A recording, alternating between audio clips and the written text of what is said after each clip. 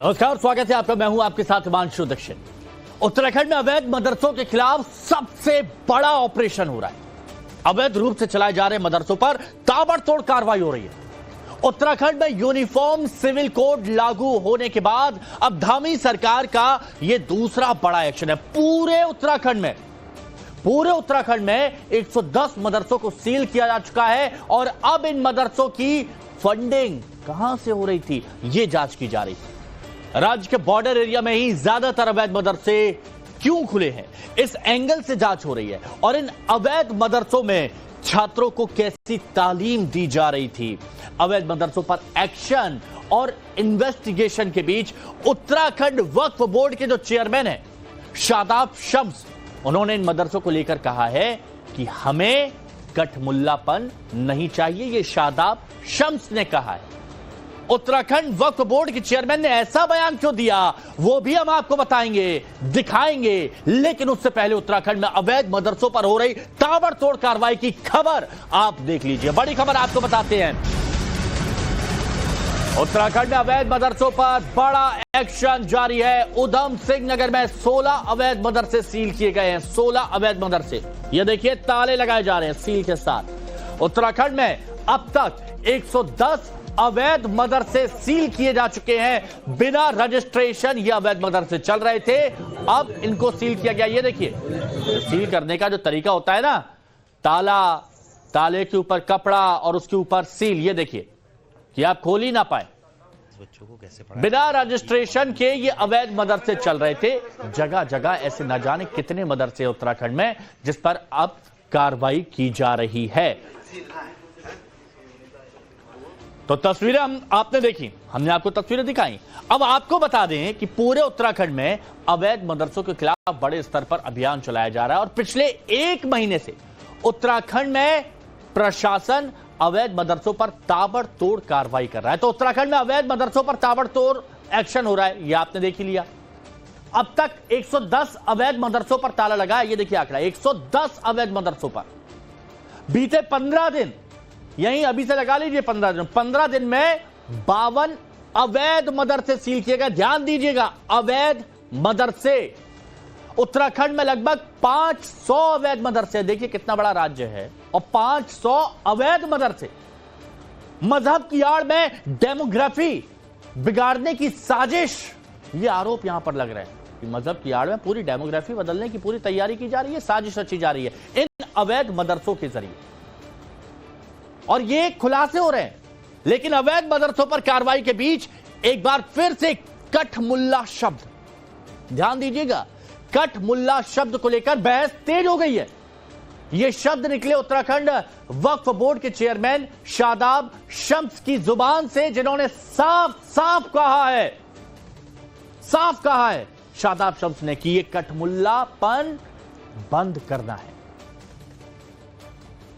ये कह रहा हूं, ये कठमुल्लापन बंद करना है, इसकी लाइन को रोकना है। ये अनपढ़ मौलाना नहीं चाहिए, हमें वो मौलाना चाहिए, वो हाफिज चाहिए जो हाफिज कुरान के साथ साथ डॉक्टर और इंजीनियर भी हो। वो देश के लिए जिए, देश के लिए मरे, वो देश के बारे में सोचे। वो हुब्बुल वतनी निफ्सुल ईमान, वतन से मोहब्बत ईमान का एक बड़ा हिस्सा, इसके ऊपर चले। वो लेकिन हो क्या रहा है, क्योंकि सबको अपनी अपनी दुकानें सजाई हुई हैं, अपनी अपनी दुकानें चला रही। जो सच बोलेगा उसके खिलाफ उसके पुतले दहन होने शुरू हो जाएंगे, उसके खिलाफ मौलाना उतर जाएंगे, उसके कपड़े फाड़ने शुरू कर देंगे, उसके फतवे देने उसके खिलाफ शुरू कर देंगे। हिम्मत नहीं किसी की कि मौलानाओं के खिलाफ बोल दे। हम बोल रहे हैं, हमारा हश्र क्या होगा ऊपर वाला जाने, लेकिन हक बोल रहा हूं, सच बोल रहा हूं, क्योंकि मुझे यकीन है वो उसके कहने से जीऊंगा, उसके इशारे पे मौत आएगी। झूठ नहीं बोलूंगा, सच बोलूंगा।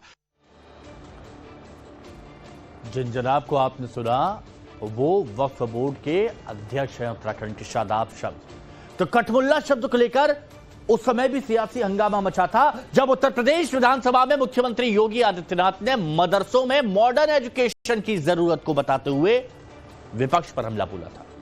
और उन्होंने कहा था कि विपक्ष के लोग देश को कठमुल्लापन की तरफ ले जाना चाहते हैं। हम तो परंपरागत मुल्ला और मौलवी बनाने की बजाय हम वैज्ञानिक बनाना चाहते हैं।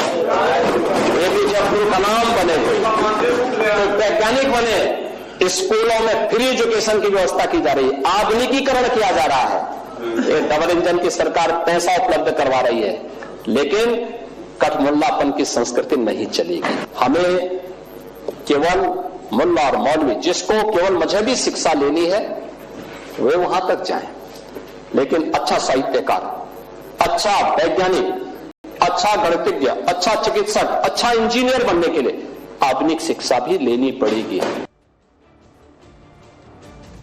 तो चलिए अब एक बार फिर से हम लौटते हैं। आप बोलेंगे कहां? तो उत्तराखंड पे अवैध मदरसों पर जो ताबड़तोड़ कार्रवाई हो रही है, उसी की खबर पर वापस लौटते हैं और आपको बताते हैं कि इन मदरसों को सील क्यों किया गया। तो प्रशासन की सर्वे टीम ने मदरसों की जांच की। अब बिना रजिस्ट्रेशन बहुत से मदरसे चलाए जा रहे थे जिनके कोई दस्तावेज नहीं, जिनका रजिस्ट्रेशन नहीं है, और उत्तराखंड मदरसा बोर्ड से मान्यता नहीं मिली है। आप रजिस्टर्ड तो कराएंगे ना, लेकिन बहुत से मदरसे ऐसे हैं कि उत्तराखंड मदरसा बोर्ड से उनको मान्यता ही नहीं मिली है, और रजिस्ट्रेशन के अलावा जो दूसरे जरूरी दस्तावेज होने चाहिए वो भी इनके पास नहीं है। अवैध मदरसों में सुरक्षा मानकों की अनदेखी हो रही है। अगर कुछ हो जाए तो कौन जिम्मेदार होगा? बिना सरकारी परमिशन के मदरसे संचालित किए जा रहे हैं। मजहब की आड़ में जमीन कब्जे के खेल का आरोप यहां पर लगाया जा रहा है कि बाद में बोल देंगे कि भैया यहां तो मदरसा है और इसीलिए जानबूझ के टारगेट किया जा रहा है। छात्र भी उत्तर प्रदेश और दूसरे राज्य से यहां पर लाए गए हैं। यहां के छात्र नहीं है, दूसरे राज्यों के छात्र यहां पर आ रहे हैं। यूपी में सख्ती के बाद उत्तराखंड में अब मदरसे खुल गए। तो उत्तर प्रदेश में सख्ती हो रही थी, योगी आदित्यनाथ ने क्या दिया था, तो अब उत्तराखंड में होने लगा। लगभग 50 के आसपास हमारे मदरसों की वो हो चुकी है, और लगभग हमारे 30 के आसपास लगभग सील हो चुकी है। इसमें संख्या वेरी करती है क्योंकि हमारी डेली रिपोर्टिंग रोज आती है, और जो आज के एंड की जो डे की रिपोर्टिंग आएगी उसी के क्रम में हम लोग अपना पूरी एग्जैक्ट संख्या दे पाएंगे। तो अभिषेक सिन्हा हमारे सहयोगी हमारे साथ जुड़े हुए हैं देहरादून से, बात कर लेते हैं उनसे। अभिषेक, बहुत से ऐसे मदरसे, अवैध मदरसे, मैं फिर कहना चाहूंगा अवैध मदरसे जो संचालित किए जा रहे हैं, वो भी क्यों? क्योंकि उत्तर प्रदेश में सख्ती हुई तो चलिए उत्तराखंड शिफ्ट हो जाते हैं, और उत्तराखंड के छात्र भी नहीं, छात्र भी बाहर से। तो क्या प्लानिंग है, साजिश क्या है, करना क्या चाह रहे हैं ये?